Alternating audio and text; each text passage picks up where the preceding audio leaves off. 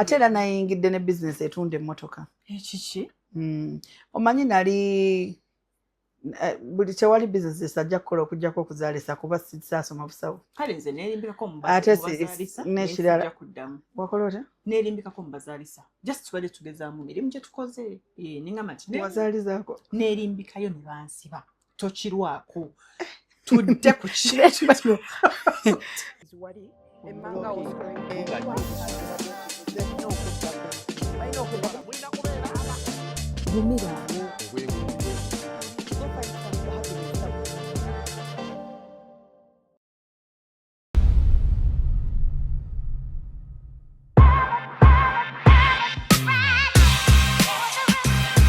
Naalongo ali kukaabya amaziga ndi mukaabya musaayi. Nga kulwaki? Kuzino sente ze wafunye. Anti kasinze defender. Sente nazifunye babijjo nziina. Uzayongeddeko. Bangambye kati oli times 2. Aleti bannaye zina sente. Oli muka. Laba bw'otunula laba ttala lye Kampala gwe. Naye munnange, I just give God the glory. Naye nga tokisussa nnyo. Nina ze nkolera siina zisukkawo ezo z'oli mu kutiisatiisa mbusimanya nafunye sente. Ne lwaki musalira ku bantu ebigambo? Nze Kasuku yabiŋŋambye Naalongo yakufunye sente. Kasuku yabyogedde ne ngamba leka. Kasuku! Nangamba so proud. Bichi ngamba mukwana. Nangamba era wootuukirawo bw'oti. Muwe lisiti y'ebizibu. Ne ngamba tofaayo.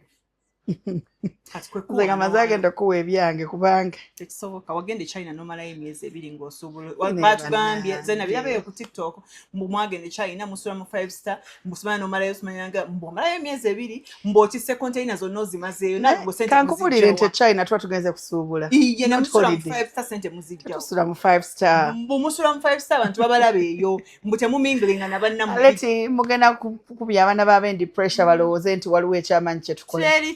But Aleti, do you know that enyonyi twatansedda tufudde you know that enyonyi si bugagga enyonyi za means of transport. Niye abantu balowooza nti bugagga bakakane. Well, what's up, everybody? It's your girl Nalongo. Welcome to yet another episode of Her Strength. Today I am with the beautiful Aleti, Botilicious, Sexy Mama, Bublicious, hatari yakozeka makeup bannange. Lero ndi mu dduuka lyange, dduuka lya mukwano gwange, sorry, Ragadop Shoes, waneeno erugogo ku R Center. Yes. Okitegedde? Yes. I have been missing you, darlings. Hi to us. Kiki kyokola? Abantu balina okulaba engatto yange yebbe. Bananga I've missed you, gorgeousiana, prettyana, nalolongiana. Munanga toli mwangu wa kufuna. You're very busy. I'm booked and busy. Yeah, I'm so proud of you because you're doing very good and very big things. Yeah. Nakulabye, you're working for Sendwave. That's very international. International gigs, that's really nice. I'm actually really proud of that. I'm so proud of myself. Aren't you happy for yourself and your journey? How do you feel? Happy. I'm so proud of myself. Yenga sitirira. Engoye ogula $1 nga 10 wala chiziba zisumbo. Nkugambye olugoye olulungi lwa kizungu. $10. Waluga $10? Yes. Balumpereze anti kati ennaku zino bampereza. Oyambala Fashion Nova, Zara. Yes. Nkulaba. But I'm so proud. Oh, thank you, baby. I'm so proud of you as well. Of how far I've come, of where I'm currently. I'm very proud of myself kubanga nze when nega manchi ali kyogenda kukyusa okole ABCD okuva ku Z nchikola. How long have you transformed? How long did it take you to transform? I'm still transforming. I mean, from the other. Yeah. How long has it been? It's been 6 months. Only. Kati mwe mwatandikira okundabaawo nga nakakola decision. Yonkoledde bingi. That's my ringtone. Tumwadde bingi. Kati nzize nkwebase. Okitegedde ekyo ekintu. Eyo ringtone ebadde mu ssimu yange for about I think 8-10 years. Olimbo emyaka egirina ye ringtone yange. That's a very old song. Not very old, but yeah, it speaks to me. Nene nyimba ezogera nange direct kubanga wanenge singa tabadde mukama. Sufficient nalo nange singa tabadde mukama nze guno. Mwaka banangu because I don't know. Nina ebintu byentunuulira Aleti nenga ne bane ntwandibaddewa. Wandimazeeko tutya. Naye zo kwani muneze Katonda mbuulira nnyo ebintu byange. I learned to pray in ways of not kukakasa Katonda. Nina konzijero charge batikeke simu yange liko 3%. Ninokola emirimu gy'abakama bange nga mudde wano. Sweetheart, soko nonye socket. Bajja kungoba. Socket nyingi nnyo wano. Ku mulimu. Tuteekeyo essimu nga weekweka toyagala kamera zikwate gwe nawe n'omulenzi omulungi bannange yakowa okumutunda Aleti wano wali otunda omwana producer wange nga siriyo mwana gwe naye Nalongo n'otambula n'otampita n'otaŋŋamba Aleti jangu ntulireko mu chano yange Nalongo ompaala nalwaki onsosola mu mikwano gyo munnange I had a very eyo gundi eyo trip yange ewedde was very stressful. Oh yeah? Kati jika nali nakava mu show nkooye ate nga ninotambula tiketi nga ziri waggulu basupplier mandi bubi so bambi David did a very good job my producer ye yali alina omulimu gw'okukubira buli muntu kati golina okublaminga atali nze naye tofunika Aleti nga tofunika tekisoboka singa yankuba esimu nangamba jangu how long have you not seen me? How long have you not seen me? So sometimes how long have you taken without seeing me? How long have you not seen me? Like a month or two. Never nange chimala. Tabisala bannange. Yani agenda okukuboya. Ndi muna Uganda siri muzungu. Togeza n'obisala mugani agenda. Kale omaze ebbanga kinga tondaba. Nkoze bubi. Kinkoze bubi oluzungu lwenjogedde. Manyi okututabukako. Nze ngamba kulwa China. Naye it's okay. Never nange. Ekiri eri. You talk too much, you have no money. You sit there, okay da. Talk tudde bannange. Tosobola kwogera kintu kitegeerekeka ne bakiwulira. Kuwashipinga nti nga bakula omubiri bakulaba baji. Banayenze buli wengenda mbira tourist attraction. Era njagala bana Uganda bampeyo ekirabo. I think it's the thing with China. Banyumya nnyo okulaba abadduka. Sina abaddugavu anti kakati nze engeri gye ndi omunene banne babala ate bakirabanga. Balaba oli beautiful, oli musava. Yeah, babeera bankwatako ate balaba nga ndya nnywa. Naye asanga. Era babeera bankwatiriza bamwe naye sibalinaako buzibu bakwatako ate abaana akolagawa. Tuwate tukyanyumyamu. Nti nekugamba nti nera tokyalabika ng'oli wabbula. Naye Nalongo leero nkusumbuye. Wankubidde n'ongamba leero naawe omanyi ensonga lwaki ozze. Nsonga ki? Osoose kundayiza. Era otuuse n'onsuuta bannange ebyo by'otaŋŋambye. Bannange omugaga oba onamukuba ng'oluseke yisawo mpolampola bannamwe mubasaasire oshegera. Naye nina kenduddemu awo okutuuka obadde onzise message gyompereza ebadde enkambwe ogambye making me sit here for 40 minutes is wild. Lwaki weegeza oluzungu lw'abaana ba international? Olwo nnojjukira buli ssaawa nkugamba Nalongo ndwisiza otera okuŋŋamba bakuwa ekyemisana kajjukira wamanyiiza kati mulwekweza message bwesityo. Naye obadde muwala gye ate kati ekyemisana badde neera ekyemisana basobola okukikuwa. Ekyemisana alete ekyemisana. Ekyemisana tetukyali bakusabirwa. Waguze emmotoka. Alhamdulillah. Congratulations. Thank you so much. Nalongo, you've worked hard. Yes, I have worked. Abatakimanyi tebajja kukitegeera. But as neera abaddewo mu budde bwa hustle bakimanyi. You know the thing is people might think it's all a joke. The whole hustle thing. Kiringa kiri passive. But you put in a lot of work. Abakumanyi bakumanyi. Yeah, but and I want people to know that Rome was not built in one day. Exactly. Yeah. And I'm grateful to God naira nkyakola. Nnyo. Ate era nayingidde ne business etunda emmotoka. Ekiki? Omanyi nali buli tewali business esajja kukola okugyako okuzaalisa kuba sisaasoma busawo. Kale nze neerimbikako mu bazaalisa n'ekirala wakola otya? Neerimbikako mu bazaalisa. Just tubadde tugezaamu mirimu gye tukoze. Ningamba nti wazalizaako. Neerimbikayo ne bansiba. Tokirwako. Tudde ku kintu. Aleti aina Bachelor of Criminology. Kati nakyuka ndi mu kimuno. Criminology. Aleti wazaalisa. Sooka ombuulire ku mmotoka ezo nze wagize. Anti mbadde nkyanyonyola bantu. I have friends. I have a lot of friends that sell cars. Yeah. And one of my very good friends is the owner of Extreme Rides. Ooh. In fact, banji like to bonna bali mikwano jange. So ngabanga Nalongo, you can do a lot of things. You have people and everything. Mufasha sente okuzidigidanga bino muzunga mu vacation bichi do something. Gulamu ekintu gulamu motoka enaziza sente mangu oba wegulireyo nawe motoka. I'd never bought a car by the way in my life. Sente zange ze nasooka okukwatako sente ezitegeerekeka nasuubula mu ttaka. Neditunda, and I thank God nti baaligula. Neitambula bulungi. Yes. Neva ku ttaka awo nenkola beddala bennakola awo nensuulako awo ku peva buli kimu kikoze. Nga ngenda nensuula ku license nezitunza abantu ku site nga mbaseera. Okitegeera? Nkitegeera mukwano. Kati nga ngenda collectinga like that, then nenkola ekivulu. So many things. It does not come once. You're multifaceted. Yes, it's very frustrating. Yeah, you work so hard, and nze banaye nali mbaddeko mu mbeera ey'okubonaabona ennyo. And Aleti, me, I have suffered. I know what suffering is. But Katonda we yatandika okunsitula. Namusaba ekintu kimu nti anyambe nga siddanga mabega. Oh, that's my prayer every day. Yes, anyambe nga siddanga mabega, ate anyambe ampa amagezi nti nowaba mpadde akasente katini. How do I build that money to get me more? Multiplying.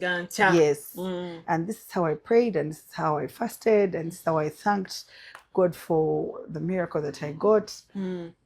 Naye nengamba nti sinaba kutuuka mu ssa erimana malala. Okitegeera? So nensalawo nti ntandike business eyo. So the car that I bought is mine, but it is going to be sold. Enkumi bbiri yagala kunneeyambuliramu. Nedda bannange, just tetulina kyakwesimuza maziga. So bw'oba eri eyo ng'oyinamu ku ssente zo ng'oyagala okunneesiga n'okutikkira emmotoka okuva e Bulaaya, nzitikka. Okay. Nezituuka wano through extreme rights. Emmotoka neekutuukako. Kankozesa omukisa guno nsibe ku mmotoka yange olwaleero. Bw'otyo wasiba ekyebiri ku show yange n'otajja. Annange wali oyagala gikuba kisiraani wali onnyambuliramu. Mpa emitwalo 98. Sijja zikwatako. So bannange show ya leero njagadde okuwa Katonda obujulizi. Congratulations to me and my children.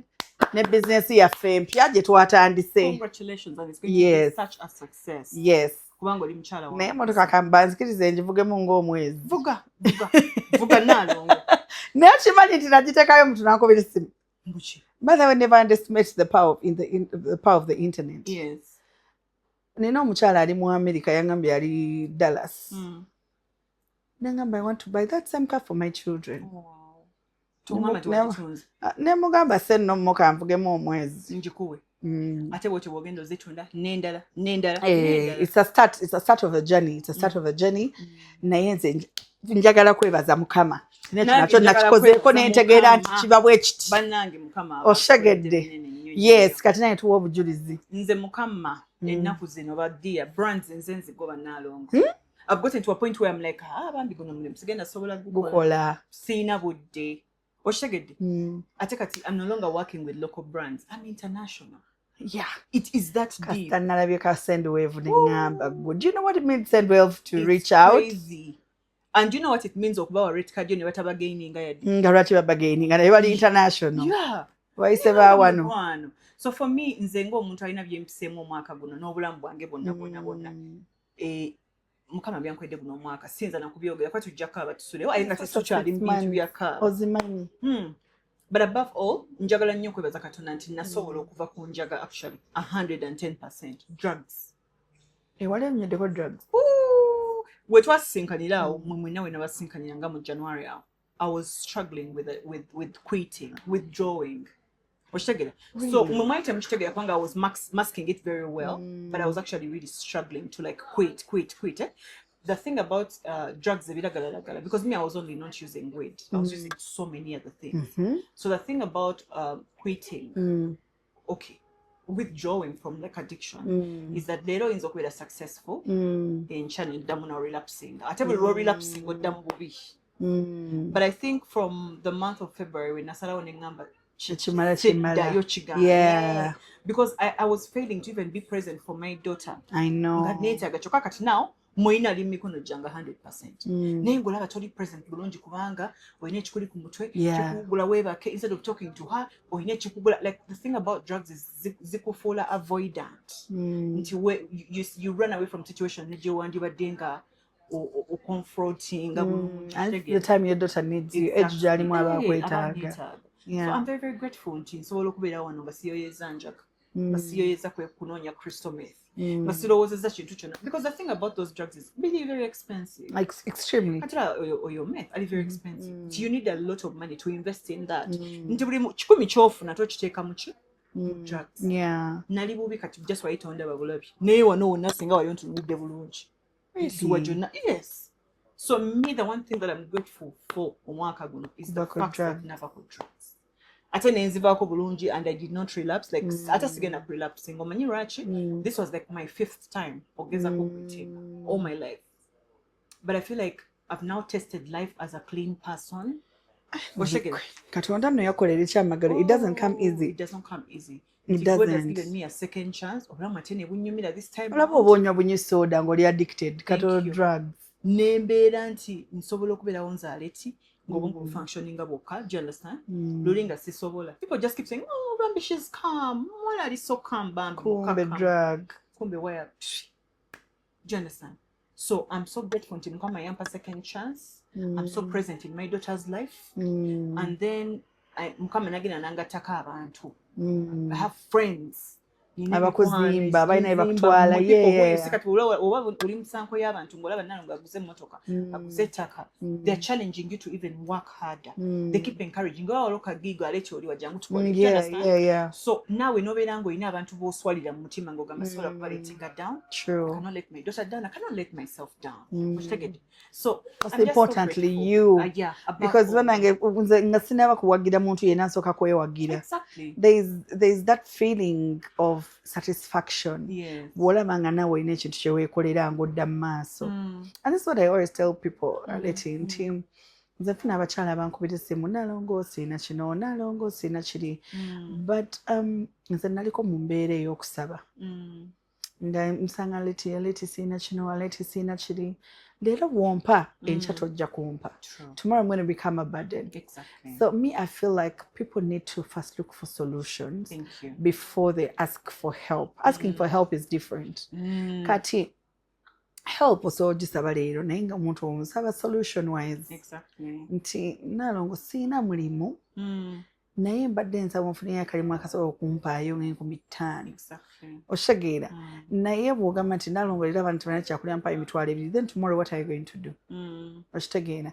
And then I always want to encourage ladies nti no one has their life put together. Obulamu buli awo butambula straight. Kati nalongo asobola ate njagala mbabuulire bantu mu abatulaba leero. Ebintu byemulaba ku internet, what people post and what they show, obulamu bwabwe engeri gye butambulamu, it's actually not we biri. Temweteekanga ku pressure okubanga omuntu akulaga nti banaye nze nazimbe kalina, nze nina eka z'ettaka 10, nze naguze emmotoka empya. Buli muntu alina jja n'engeri gy'atambulamu ne jjani ye. I see a lot of girls abagenda okukola ensobi nnyingi nnyo Aleti. I see girls who want to sleep in Chanja. I see girls who want to drive Benzes. I see girls who want to go to Dubai, Seychelles. You want to go to America. You want to go to Paris. Orokubola benga waliwo omuwala go following yagenze Paris. Some of these things byemulaba, it is not nga mwe mubiraba.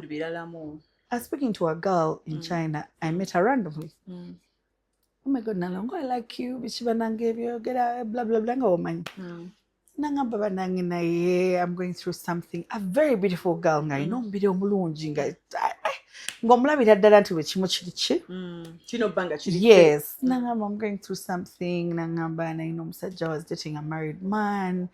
And then the wife found out. Nankubira essimu bino bye mbagamba muve ku bakyala b'ewaka. Omukyala n'amukubira n'amugamba wandifudde ku bufumbo bwange, tomanyi bufumbo bwange gye mbujje, you don't know what I've done for this man. Muwala yagenda muddamu bya kisiru. Sigwa simanyi bbawe yanjagala. Sinze yeekwana. Biki. Tell me why this girl alina non-stop periods. So now even the man yamuleka because now you're useless. You're always in your pills. You always sick. Kati tolina ky'omugasa because the reason as to why you were there, you were a sex toy. So mind the things yemugamba bino abakazi abafumbo ebintu omukazi omufumbo wakubira actually n'oba olabanga yali disrespectful nga kubira because you're sleeping with their man. I think our city set eyejjusa. You'd rather hang up than exchange. No, it's a message than exchange, because some of these women have been through hell and back with their and you know the husbands. problem with side dishes nalongo baagala nnyo okulaga omukyala olinda the owner of the person of the man Tiwendi. tiwendi nayaga provoking nakola ki nabeera nateekawo embeera. I would think that if you stayed in your home comfortably n'osirika gye bakutadde tokola lutalo tolumbye muntu sigalayo bakwagalireyo n'oli mulekera emirembe gye, because at the end of the day most of those women suffer so much. Actually, what you're enjoying, you're suffering. Exactly. So abonye obulamu bwonna to get to where they are, where your level gy'omusanze, because then for you you're coming and you're trying to trash that, bakola ekintu, what happens? And they have nothing to lose. Nothing.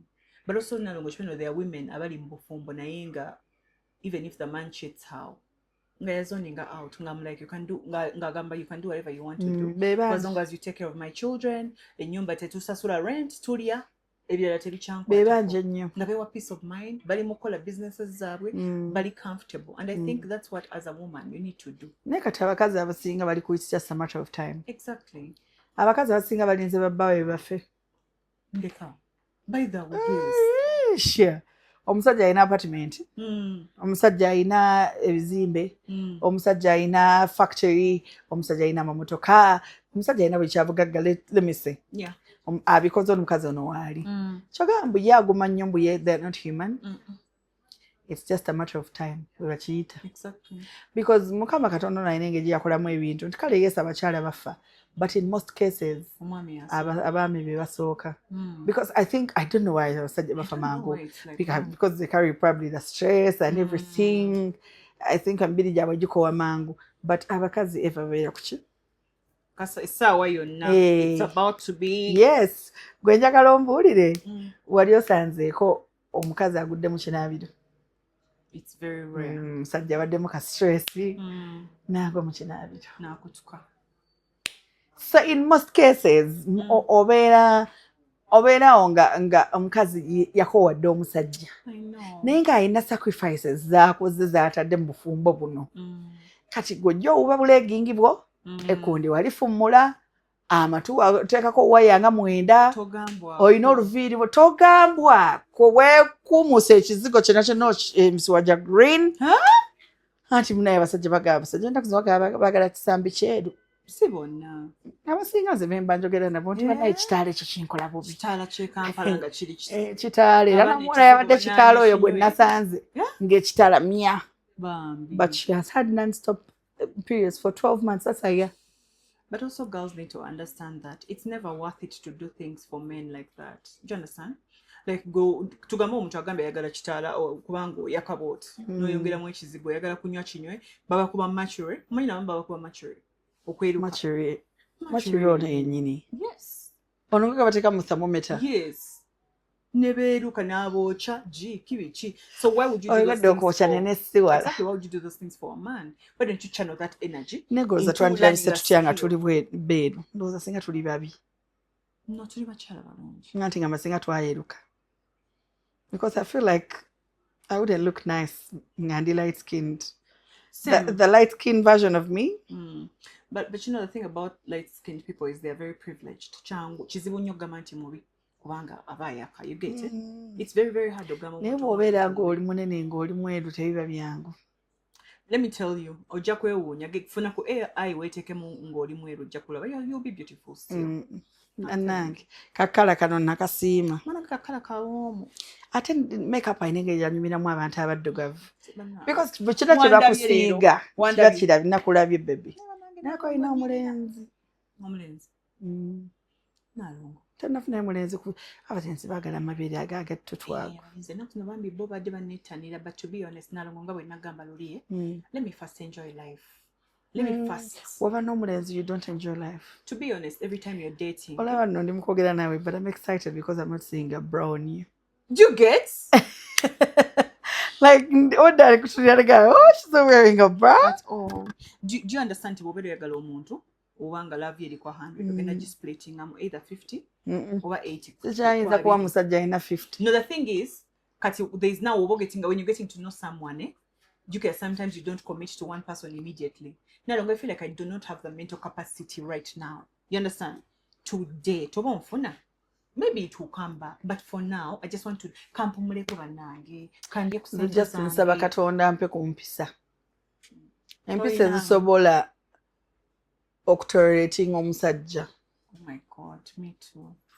Because even now when my man says something in my head I'm like nayo namanyi asa ko ngabe ekintu ngamba ne what do you mean? Who do you think you are? Ate bwemba nga ninamu ku ssente.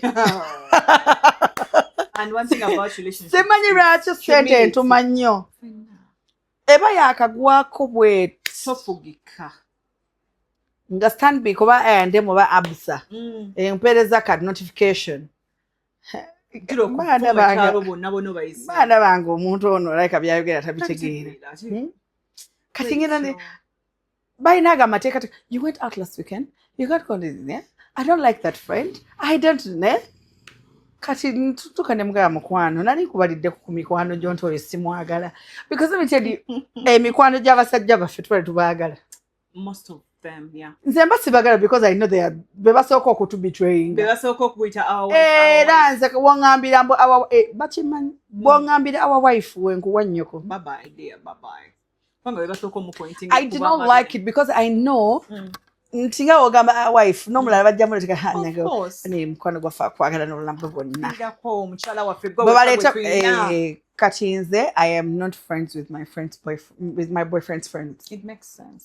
I do not like them not because mbayinako ettima but nsooka ne mbasoma one ayinamu ssente meaning mulina okumusanyusa buli kimu mujjamu ojo munyama yes mulina obuuja akanyama bw'ayogera ekyobusiru mulina osanyuka bw'enkuba essimu n'atakwata akubira ki kati sibaagala sibaagala ate era mbalaga manyi simanyi kugaba kinnyo you don't know how to pretend. There is nothing that betrays me like my face Aleti. You have those faces that tokimanyi nkimanyi omuntu asoyitawo nga simwagala nenkola kiraga. No, the thing about me is so kusekera ninga mutima sikwagala era me I envy people like you who show it. Me I'll just be like but I feel like my smile is expensive. If you're not worth it omwoyo gwange we gugaana guba guganye ate nze gugaana abantu bangi nali njogera ne Zubeda ne mugaba bannange nsaba Katonda nzijemu omutima ogulaga abantu how I feel about them naye ate kirungi erudda naalongo it's a good thing nze sisobola sisinawo kinyo you don't teweri antama you don't confuse your emotions what you feel is what you feel and it's valid ate n'ekirala Mukama yampa namwatulira wangi you're confrontational like kugamba Aleti mukwano tokisussa chimala tokisussa by the way that's one thing I appreciate about you. You're one of those few friends who woba okoze ensobi ng'olina ky'okoze ekibi akasimu kavugirayo Aleti oyo kyezajjayo don't do this yes you're straight to the point and I think I appreciate that about you. Nsobola okugaya omuntu omulala yena so agaya mikwano gyange ate nze n'ekirala Aleti I want to have friends and God helped me nti mikwano gyange baakiyiga njagala nnyo mukwano gwange okuŋŋamba nti onkoze ekintu ekibi than okusirika n'ekiwulira ku mukwano gw'omulala no Aleti no yagamba nti nawe oli wamukola bubi banaye n'akunyigira lwaki Aleti oba toŋŋamba. The thing about confrontation and communication is sometimes people confuse that too. Where you're just communicating and expressing your feelings, you're confronting them. So we need to be adults and get to a point where you're able to sit down and reason with your friend. I am so sorry. Ngatewali bad blood temwegeyeza than you leaving no mugeya. Before you know it, the words come back. But also you have to learn how your friend speaks. Exactly. Bwemba nze okwogera kwange tosobola kudifferentiating oba nnyombo oba nimukwogera because I'm naturally a loud person. Neza okujja nemba nga nseka busesi naye nsobola okugamba nti Aleti I don't like it when you do this. I don't like it when you do this. Kati n'osigala ng'okitegeera nti kino naalonga takola ki takyagala and when you do something nze Aleti sobola kukulaba nga bali mu kugeya n'ensirika ntuulawo emboozi n'ekwajja bulungi ne bagamba oyo mukwano gwali bwati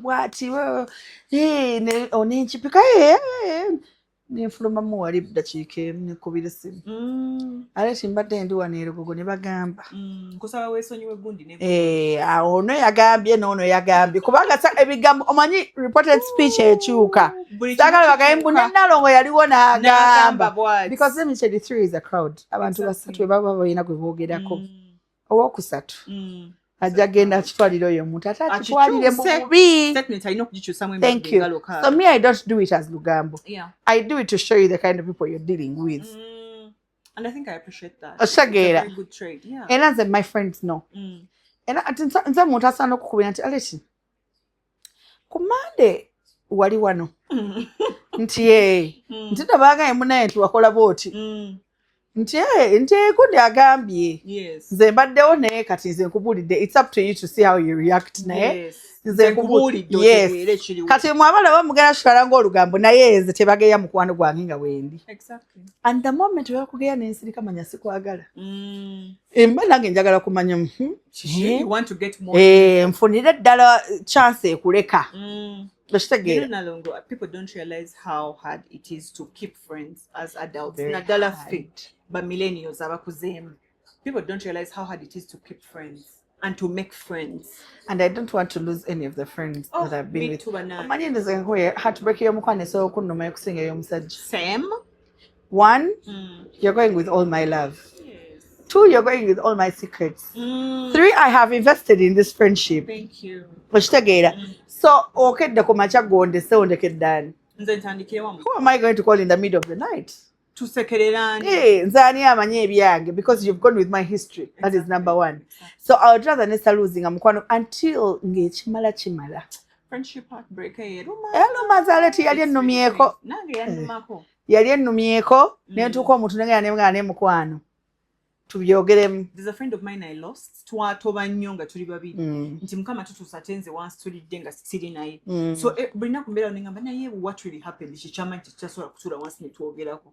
Do you understand? But then for some reason beera onengamba no. Waliwo abantu nga tebeetaaga chance endala. Waliwo ogamba sigenda kuzza. Nange nina nga tuluddewo naye nga chance endala seetaaga kugikuba. Nogamba no.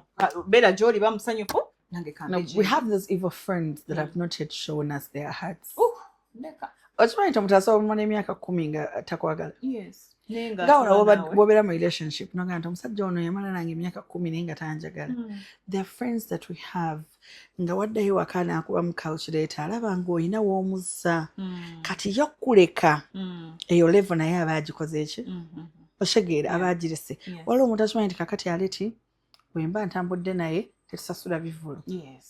Tetusasula mwenge mu bbaala emmere ebajja kusanga bamuweeyo ssente naye ampeeyo oshegeera everything bajja kuba bamukwata video nange bankwatiremu mbeere ku internet obeera n'emikwano nga gikubaza oshegeera kati we have such friends ng'alaba okukuleka yafiirwa oshegeera. And then we have those genuine friends where you go and pour out your heart. Kati nze nalonga bimanyi okuntabukako bintabukako nno obwongo ne mpulira nga bwokya bwe buti. But I have those go-to friends where I can go and cry. I cry comfortably. Nengane mugamba bannange kino kinzita bannange kino kinzita nze nali sisobola kubeera single mother mulungi. I beg your pardon, naganya okuddamu okuyita single mother. Nali sawa kubeera maama mulungi. If nali sirina bantu bamubenkaabira kubanga waliwo entuuka nga mpuli ekintu kinzitowoledde nnyo I can't go home nga ndi bwe ntyo. I need to vent to someone so that I go home and be a good mom. Oshegera otuukeeka nga byakutabuseeko onaleekaana onalina emisango onakola biki. So recently I paid a trip for my kids and then unfortunately we lost those kids. Nenzira ne mbagamba kaakati okutemya n'okuzibula siraba asala. Ne bakaaba nnyo ne bamala olunaku nga teboogedde nange. But nze ng'omuzadde mbeera ntegeera what I'm trying to communicate. Luckily baakomawo nga babuwadde obupapula kusoma nti bagenda kukola ki bagisazizaamu bagenda tuddiza ne ssente zaffe okitegeera. So we got to understand it was not out of bad faith. But naye some of those things nti osobola okunnyonnyola omuntu mwana nange tayogera nange naga gentle parenting yakubatta waliwo awamu nga teweetaaga maanyi. Si buli kimu kyamaanyi. Yeah, I think for abazadde baffe abasinga baatu breaking because they thought that buli kimu kyamaanyi kimu kya ngome buli kimu kya kusikamatu buli kimu. So nga ebintu ebimu it's just a mere conversation. Do you know why most millennials were sexually abused? Ne bakyokugamba abazadde baabwe emboko yali nnyingi wakanga otandika otya. First of all, the blame was going to be shifted. Millennials were sexually abused. Yes, they were. The generation yafe yabonaabona nnyo sexually. Rape was a lot. Tosobola gamba mama ono jja n'omugamba abajja ku bujja oluyi then community egenda ku blaming oyo mwana waguni yayononeka dde agenda kwonoona baffe. Lwaki bali bwe batyo? Lwaki community blaming anya abantu abali abused? I don't know. I think it was just the generation that raised them that also broke Because them. when you go to police asika kubuza adde oyambadde otya? Thank you. Tewemodde. Thank Tewakoze you. bwoti. But imagine I'm going through these things and you're asking me these stupid questions. I watched a video recently on TikTok where a mother was saying the girls story. Yeah, Yes. I spoke about and the it. mother said some things about Mukwano. Abasajja basatu be Why bakamuraping. would you exactly like Oba why are otya you emyaka comfortably emirundi saying omwana we that? gye bamurapinze. And then she's making it seem like omwana ono yali yayononeka dda ayambadde bubi. Why? Kubanga nalongo nsubira nti omwana wo muto right now gwamugulira engoye si bwe kiri. Okwambala bubi kyeki kuba ndabika nze kyenyambaza abaana bange nange takitegeera. Kuba kakati si kitegeera abali Because nze osanga miniskirt omwana wange nga egenda munyumira n'engigula. Of course. We have our children wear crop tops because I don't we think need to stop blaming the victim and we blame the person who abused. Kubanga you trying to say goli musiru nnyo nti no buli lugoye lwolaba omwana omuto nga ayambadde lugenda kutandinga off. First of all, why are you looking at a child like that? Why in the first place? Why? Ng'osogenda ku kkubo n'ofuna bamalaaya gye bali abakulu. Why are you looking at a child? Why do you have such emotion for a child? So you're the problem. The victim is never the problem. But how do you look at a child? Abasajja banaye. How do you look at a child Nenze, who is about 10, 7, 8 and you get mesmerized? Nogaba nange. Kalabika kaba kafaanana katya. Because what is there to admire? It's so scary when you think about it. And also gwenga maama. Olesa abasajja omusajja mu baana bo. Aleti nze ne wenna dating abasajja 10. None of them will meet my children. Exactly. None of them. And not even because nti oba nina abaana bawala. No, I have boys. Bojja n'omuzeego. Of course. Hey, because men have fantasies. Bojja n'omuzeego n'ogutandikira ku baana. We are a very weird generation. So yeah. So I do not want to risk introducing my children to. And again, these relationships that we're going through do not allow us to just bring men. Because tomanya omuntu oyo ogenda naye wa. Exactly. Mukomawa. Is it going to lead to marriage? Is it only for a month? I feel like the more we kati buli kaseera mbere ngamba gamba nti ono this is mommy's boyfriend. Trauma mungi abaana bisawa no bango bagamba this is uncle. It's going to affect them in the long run. It will, and I would rather I think abaana baffe balaba ffe betukola. Exactly. Until maybe someday if someone decides, okay, now I'm going to make this person my wife. Officially, no one and I'm loving you know, daddy go to no more. Do you understand? But every talking stage normally te waka. Every omwana omutolozo ogenda musiga musigo if you're raising boys mustabani wo ogenda muyigiriza it's okay agenda kula naye akolera the same thing. He's going to have several women. You see now you're ruining that for whoever is going to get married to. Do you understand? So we need to do better as parents. Abaana baffe olowooza kati ku engeri gye bali mukulamu because I know you have a very beautiful daughter growing up. I have one naye natandise dde okweraliikirira obuwanvu bwaliko bannange they grow so fast. Ate babeera n'emboozi zebanyuma mommy this one said that this one has this mommy this one has a boyfriend bannange kati nawulidde akaka boyfriend nempuliranga nemugamba who has a boyfriend that my friend at school said that she has a boyfriend neweska Nasasanya na what do you think we need to tell our kids? Because I feel like I am so worried. I think we need to have open conversations with our children. What age? Nze mwala wange nataka okwogera naye about sensitive topics ngali mu P6 right now I'm senior 2 we're mu P6 okay year 5 we nataka okwogera naye ebintu ebyo. First of all we talked about menstruation, we talked about our reproductive organ, okay, we talked about our body, and then we talked about body changes, what to expect. You're growing, Kachogena adolescence, pubic hair is coming, periods are going to come, you might get cramps, maybe back pain whenever you're going to have your periods. Like you explain all those things, and then I'll start explaining that munange wewega tango oli period eno sawe no genze periods bwotandika okwegatta you're going to get pregnant. Not kubatiisa, but tell them that munange for every action there's a reaction. Yes. Tosuubira nti someone agenda kujja kuwaana kugambe oh my god your boobs are so perky and beautiful and you have such a round bum ogende kubanga olowooza alina kyagenda okuwa. And that's why as parents we need to try as much as possible okuwa abaana baffe everything that we think they need. Nti maaso eyo omuntu anajja n'amulimbalimba ne ka perfume oba nkuyadde perfume mutwaleko ka restaurant koleko ka staycation omutwale go do like a kids day out obatwale mu hotel mu checking in, talk to them, have conversations with them, talk to the girls about boys, talk to the boys about girls, tell them bad touches, where does anyone touch, who is allowed to touch here and who is allowed to not touch here. You understand? Tell them about sex bategera sibana bato. You don't have to go into like detail where you're traumatizing them, but remember that omwana watoka P5 baba tanso kusoma ku reproduction syllabus ebetu sewa, so they understand that topic, they understand that this is a vagina, this is what penis, they know that these are our organs, this is what this one does. Just tell them the dangers ezili mwecho, and also show your children that you trust them so much. I trust you're going to focus and stay in school. I trust that maybe tomorrow someone is going to approach you, senior 2 or senior 3 or 4, and they'll say, I have feelings for you. If you decide to have them as a boyfriend, make sure that you're focusing on school, because you do not need a boyfriend. Right now, you're too young to have a boyfriend. You don't need that kind of stress. How about you finish school? When you get to university there, you can do whatever you want to do. But for now, you're still in school. You're struggling with math, science, biology. Now you want to add boy stress. Tell them about love. Tell your children about heartbreak. Prepare their little hearts. Because what we don't understand is that our children get heartbroken sometimes in school. We have small boyfriends. Yeah, they do. Not the mabegamu education. What's going on? When I live miserable, heartbreak. Tell them about all those things. Have conversations with them. But because if you don't talk to your children, who is ever going to talk to your children? But I feel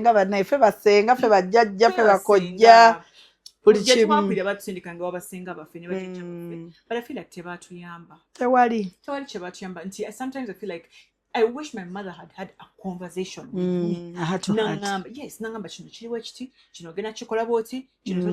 you understand?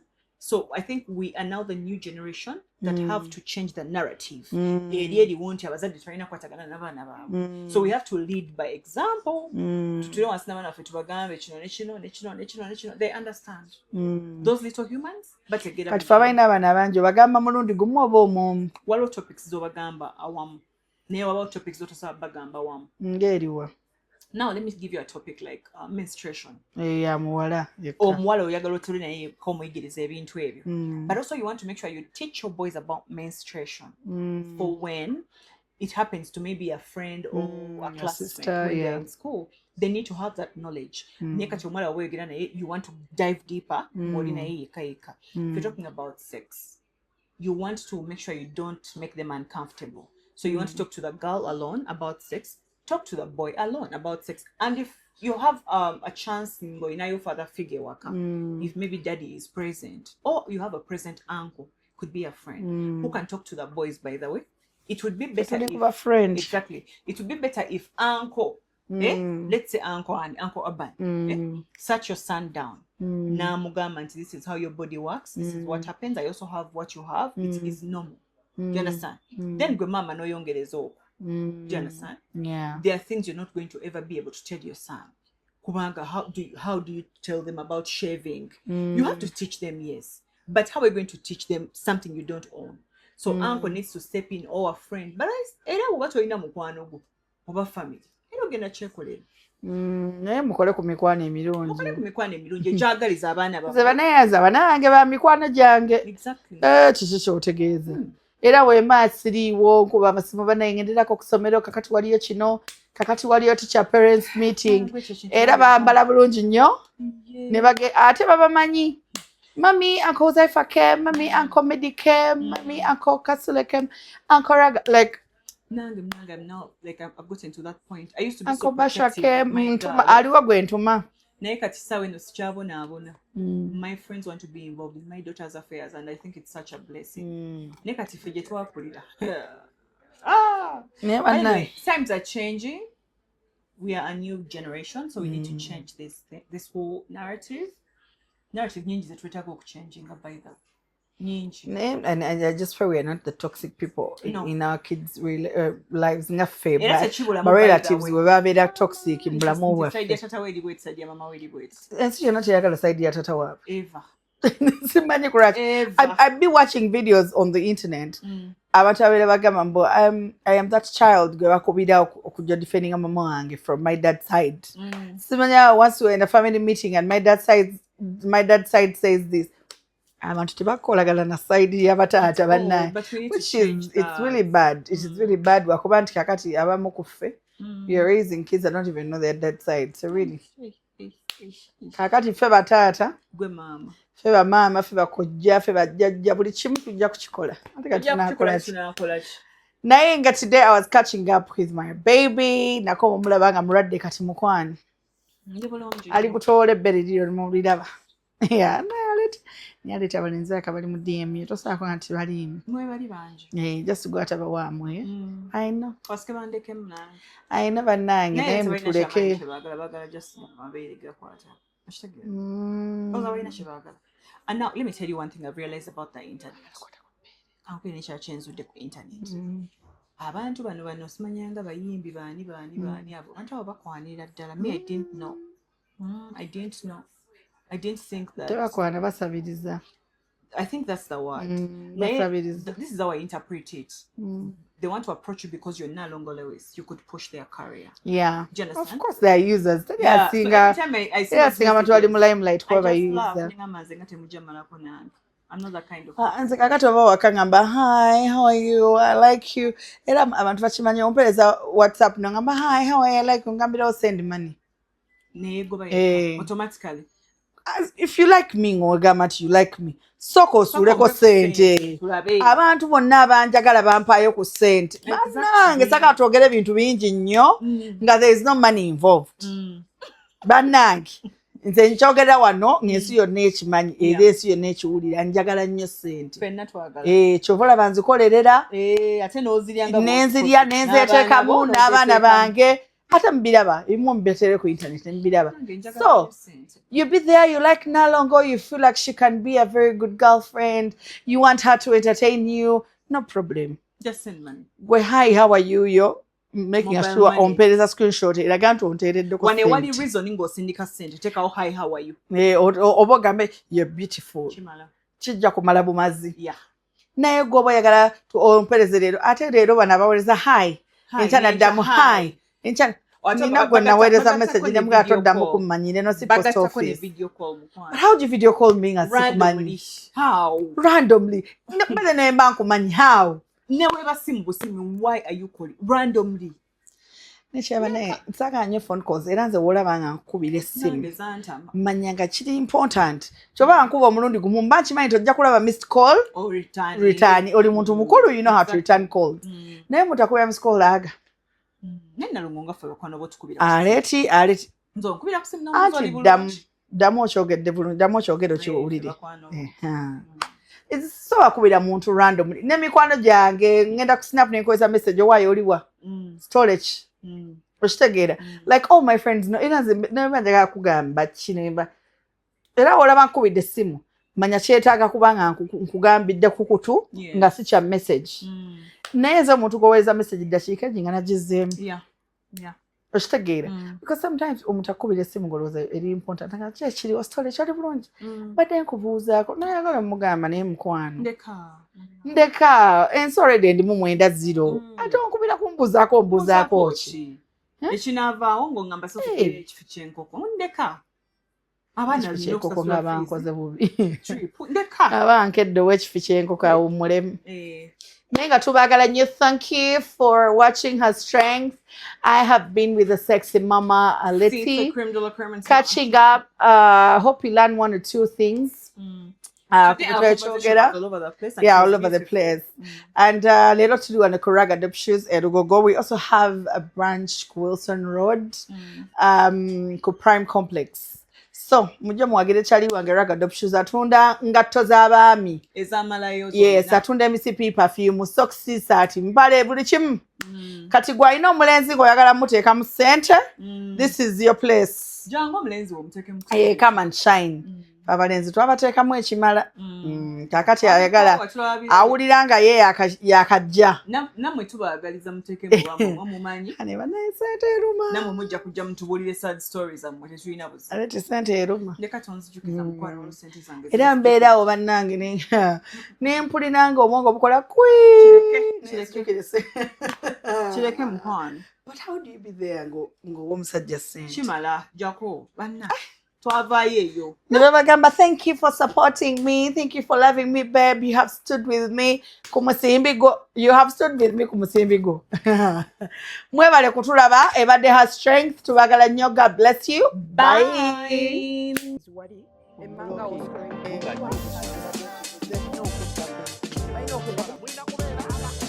Bumira